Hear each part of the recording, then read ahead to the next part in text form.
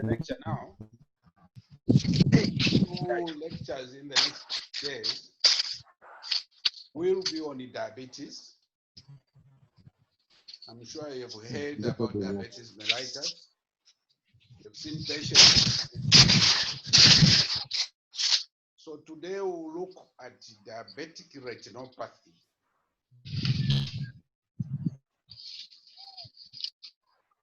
What is diabetic retinopathy? The pathology of the retina that occurs as a result of diabetes.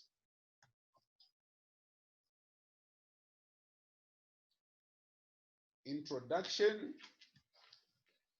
Diabetes, I'm sure you're aware, is characterized by sustained hyperglycemia due to the lack of endogenous insulin. Insulin plays a role in reducing the sugar levels in an individual. You know very well that some of the people have to be on insulin to treat their hyperglycemia. Others, instead of insulin, they use the tablets. Metformin, very commonly used. There are types of diabetes. There is type 1 and type 2. The type 1 is also called the insulin-dependent diabetes, IDD. It usually develops between the ages of 10 to 20 years of age, although elderly patients can also be insulin-dependent. The majority of the elderly ones, they are non-insulin dependent, they are on metformin. Type 2 diabetes, what is referred to as non-insulin dependent diabetes, develops between the years of 50 and 70. What should note, prevalence of diabetic retinopathy is higher in insulin-dependent diabetics.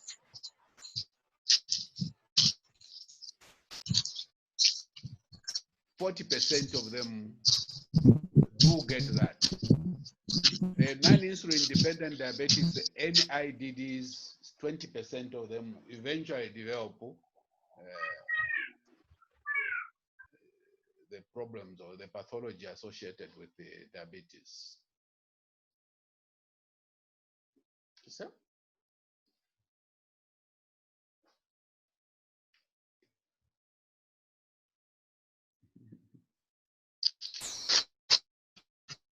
thanks. Types of diabetic retinopathy is classified as background diabetic retinopathy, background DR. DR stands for diabetic retinopathy. Maculopathy, diabetic maculopathy. We've got a pre-proliferative diabetic retinopathy, and you've got the proliferative diabetic retinopathy. Then you have the advanced diabetic eye disease. 5 classifications there. We'll go into the details now of each one of them.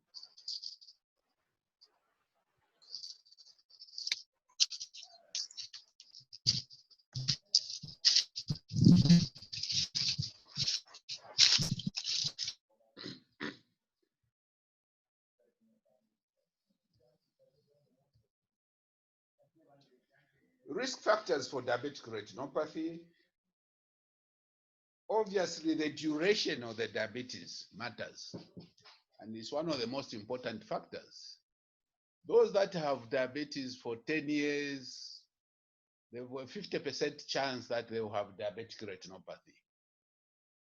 30 years, 90% chance that you will have diabetic retinopathy. 2, the other factor is good metabolic control of diabetes. It helps, but it will not prevent diabetic retinopathy. It will only delay onset of diabetic retinopathy. Poorly controlled patients develop diabetic retinopathy sooner.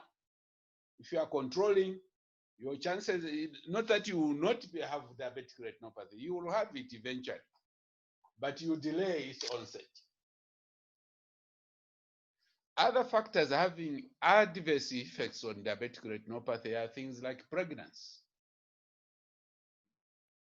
If a lady is diabetic, then she has a pregnancy, the side effects get aggravated. They get that diabetic retinopathy sooner than they expected. Those that have systemic hypertension also. Those that have renal disease or they have anemia, especially not the one of anemia, but that long-standing anemia. These are factors which have adverse effects on diabetic retinopathy.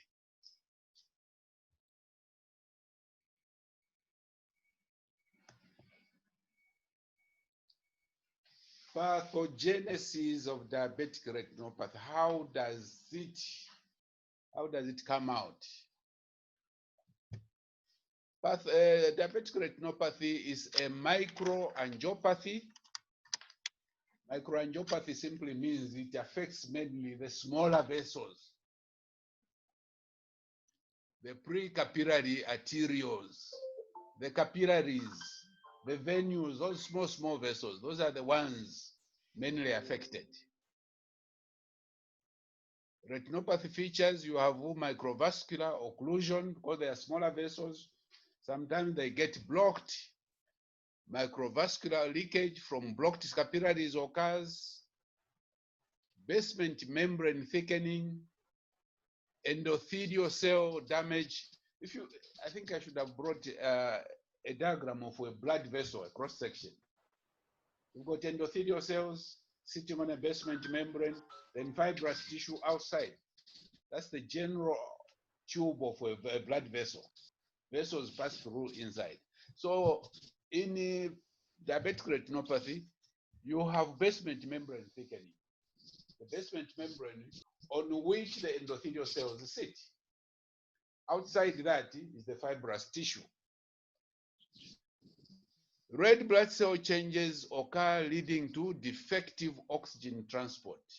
I think we all know that red blood cells play an important role in transporting the oxygen to other tissues. Increase the platelet thickness leading to aggregation of platelets. If there is platelet thickness, they sort of bunch up together and aggregate. These are the cells which will block the smaller venules, capillaries in the tissues. Once they are blocked, then delivery of oxygen to those tissues will be impaired.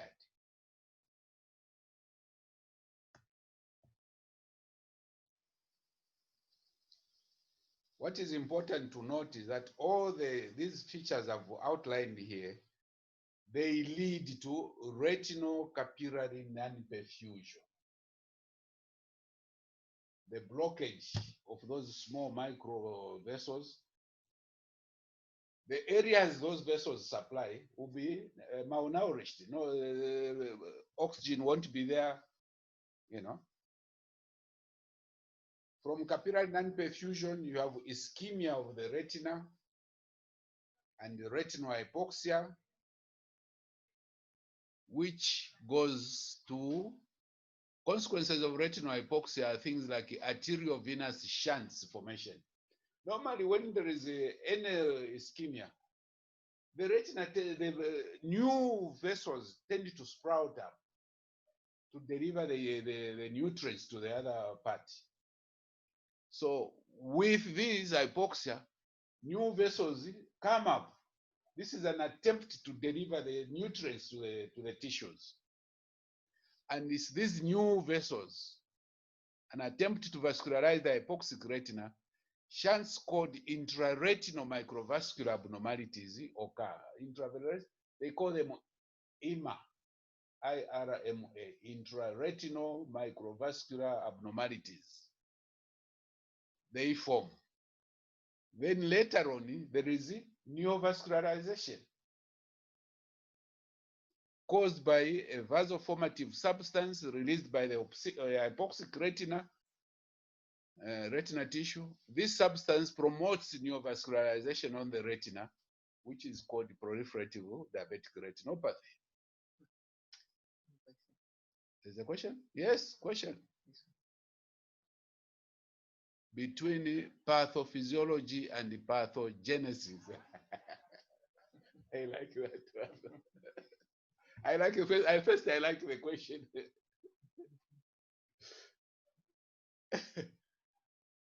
I'm sure some of us have read the Bible.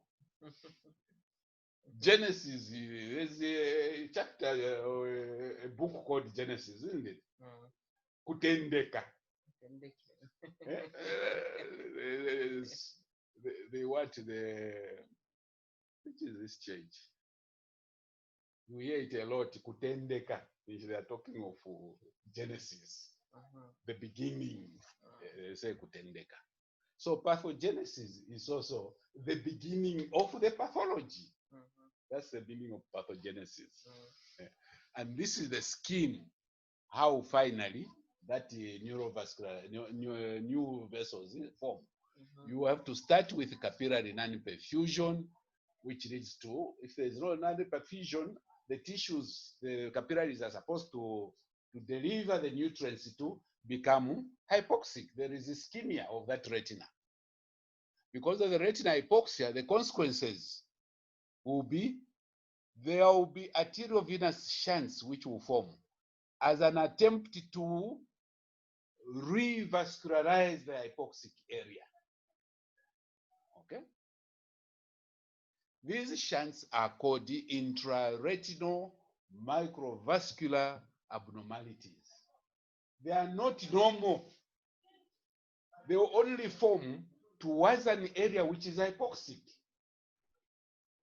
For a normal retina, you do cross sections, you won't find those are not normal. But once there is an area which is hypoxic, there is now an attempt to revascularize, to re-energize that area, to deliver the nutrients there.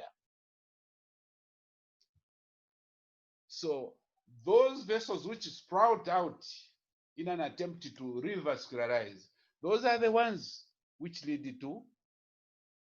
Is someone asking? Okay. Not clear. Asking what is the difference between pathogenesis and pathophysiology? So maybe it's more or less the same. Let me explain it this way. Pathogenesis, the pathology, how it evolves. Okay? The pathophysiology, it's a one and the same. It is meaning actually the same thing. The pathophysiology. There is a normal physiology. Normal physiology does not lead to any disease. But once there is something wrong within the physiology system, then you have the pathophysiology of a disease. Pathogenesis, I think loosely used, more or less the same. So the other one is just the beginning. Yes. Then the other one is the step of how ultimately. What is important is to note this. You have now a capillary non-perfusion leading to ischemia of the retina. The retinal ischemia, retinal hypoxia occurs. If there is ischemia, it means the nutrients are not getting there. Oxygen is not getting there. So there is hypoxia, lack of oxygen. And the consequences of retinal hypoxia is arteriovenous shunts they form. What are arteriovenous shunts? In any tissue, you've got arterioles, which are those small arteries. And you've got the venules, the small beginning of the bigger veins. So arteriovenous, you have shunts bypassing the tissues. Because that, you have vessels going the other way now. So an attempt to revascularize, these arteriovenous shunts they form in an attempt to revascularize the hypoxic retina. Okay. I think this is the issue we should clearly understand. We should clearly understand. There will be a slide over. Sorry? There will be a slide over this. There will be a slide over this. Okay, good. So an attempt to revascularize the hypoxic retina, shunts called intraretinal microvascular abnormalities form. If this is normal perfused area, this is non-perfused or poorly perfused, there is this attempt to revascularize. Small vessels, arterioles trying to go there to give this area oxygenated blood. This going straight there, these are shunts. This is not the normal. So an attempt to revascularize is what will lead to this, what we were calling as intraretinal microvascular abnormalities. And this is the beginning of new blood formations. New blood being formed, these blood vessels, is what we are referring to as neovascularization. New blood vessels, neovascularization. So neovascularization is caused by vasoformative substances released from hypoxic retinal tissue. And this substance promotes neovascularization on the retina, proliferation of new blood vessels there. And this is the stage called proliferative diabetic retinopathy. And on the iris, once it occurs also, you look on the iris, new blood vessels growing there, that is rubeosis iridis. If it occurs on the new vessels on the iris, you will refer to it as rubeosis iridis. Any questions, ladies and gentlemen? I know we have to go slowly so that we don't leave anyone behind.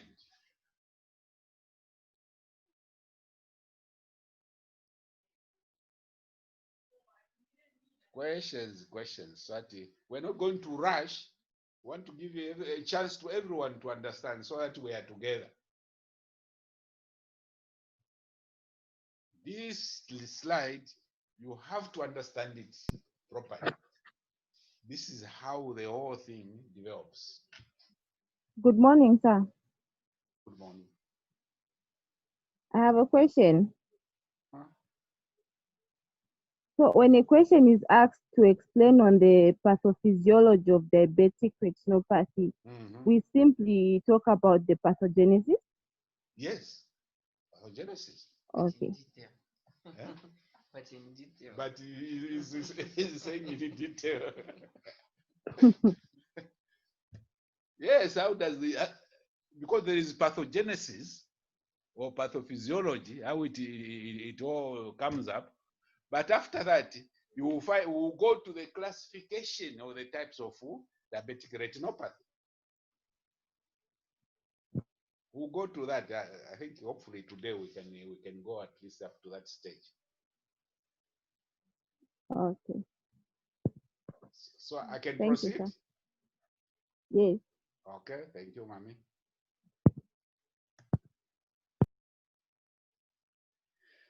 Microvascular leakage. Those small blood vessels, retinal capillaries, they've got endothelial cells inside, isn't it? Endothelial cells are inside. He wants to enlarge a bit.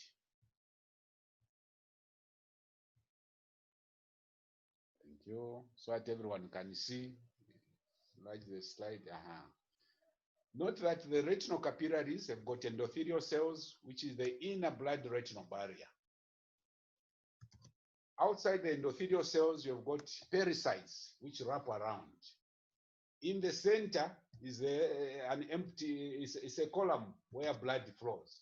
So you've got endothelial cells and pericytes outside, wrapped around the endothelial, responsible for the structural integrity of the vessel. In diabetic patients, there is a reduction in pericytes. Those small blood vessels in diabetic patients, there's a reduction in pericytes. Therefore, if there's a reduction in pericytes, where there is a reduction, it's a weaker point. For once there's pressure inside it to protrude through that point. Because the endothelial cells, wrapped around by parasites. Where there are no parasites, that becomes a weaker point. With pressure inside these capillaries, those become points where they can bulge outward. Parasites wrapped around the endothelium are responsible for structural integrity of the vessels. In diabetic patients, there is a reduction in parasites leading to distension of the capillary walls. And that distension they are referred to as microaneurysms. Like any blood vessel, if there is a distension, it's an aneurysm. The only difference is these are occurring in the small capillaries at tissue level. That's why they are being referred to as microaneurysms. But the concept is the same.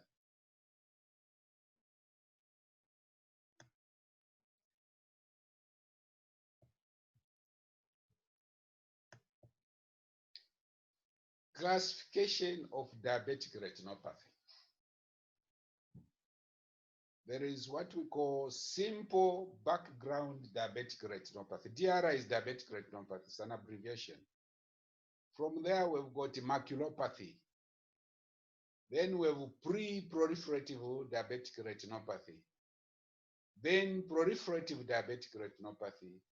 And 5, advanced diabetic eye disease. You can see from the simple growing in seriousness until you reach the advanced diabetic eye disease.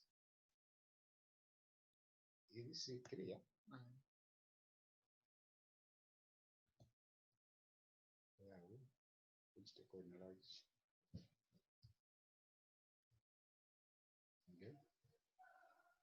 Again. Like that.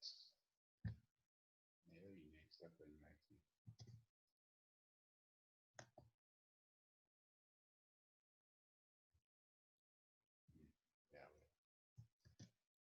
that's better. Classification of diabetic retinopathy. Simple background diabetic retinopathy. Then you've got maculopathy. Then you have the pre-proliferative diabetic retinopathy. Then you have the proliferative diabetic retinopathy. And lastly, the advanced diabetic eye disease. It's from start slowly to the advanced stage. Background diabetic retinopathy is the early stages of diabetic retinopathy, where you have microaneurysms. You remember I was saying these capillaries, they have weaker points. The parasites wrap there. Once you have loss of parasites, that becomes a weaker point. With the pressure inside, that can protrude. We're talking of a small capillary. There is protrusion of part of that capillary. Those are the microaneurysms we are talking about. Located in the inner nuclear layer of the retina, first clinically detectable sign of diabetic retina appears as a small dot. Because it's a microaneurysm, blood is flowing in the center. That microaneurysm fills with blood. And when you are looking in when you're doing a fundoscopy, those are the places where in the retina, they look like dots, red dots. Presence of microaneurysm. So these are the first clinically detectable sign of diabetic retinopathy. They appear as small dots. Hemorrhages from the microaneurysm, when they break up, blood can ooze outside there, and you have hemorrhages from venous ends of the capillaries located in the middle layer of the retina. Appears dots and hemorrhages. Hard exudates located in between the inner plexiform and the inner nuclear layer of the retina. Distribution cisnet pattern peripheral to the area of chronic local leakage. If you have a central part where there is leakage, exudates come out from the blood vessel and form a ring of hard exudates like that. That's what they are talking of, cisnet pattern, circular lines. The center of leakage is in the center, the point of leakage is in the center, but the exudates are around. So when you're looking at the macula, you see all those things.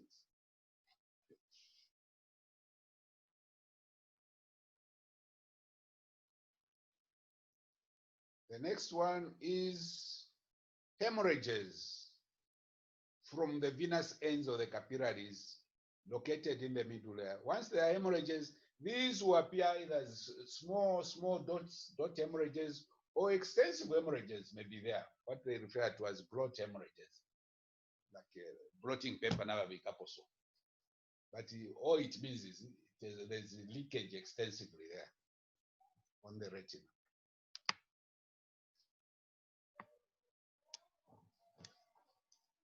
Hard exudates located between the inner plexiform and the inner nuclear layers of the retina. Distribution is normally cystinate pattern, peripheral to the point of to the area of chronic leakage. The area of chronic leakage is in the center. These exudates, hard exudates, they form around yellowish sort of with a central clear area, but the central clear area, that's where the leakage is occurring.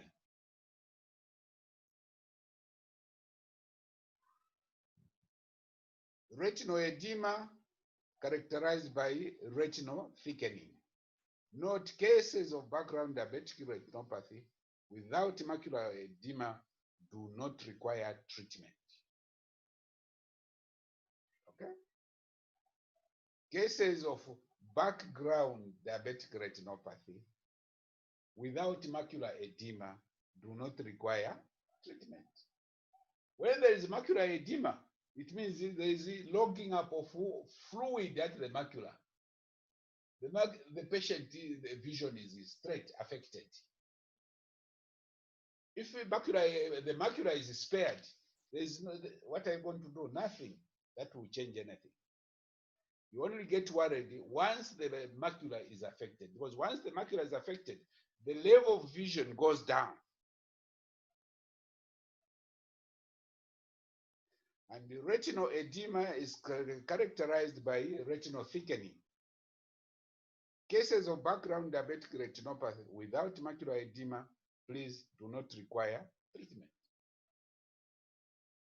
Because what you are going to see are microaneurysms, small dots and the hemorrhages, small exudates, but basically the retina is intact.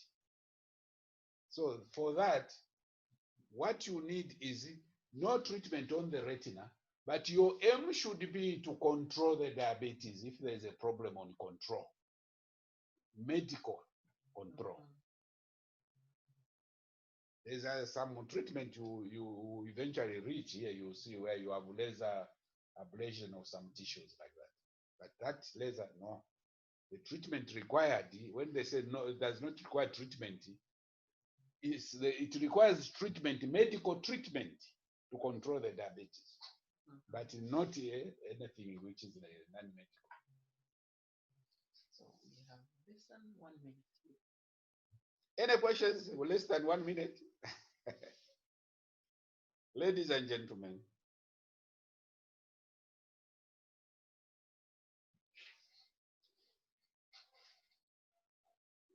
we shall have another session.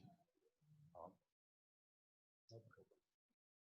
Plus, you know, this requires to go slowly so that people understand. You know, we classified diabetic retinopathy.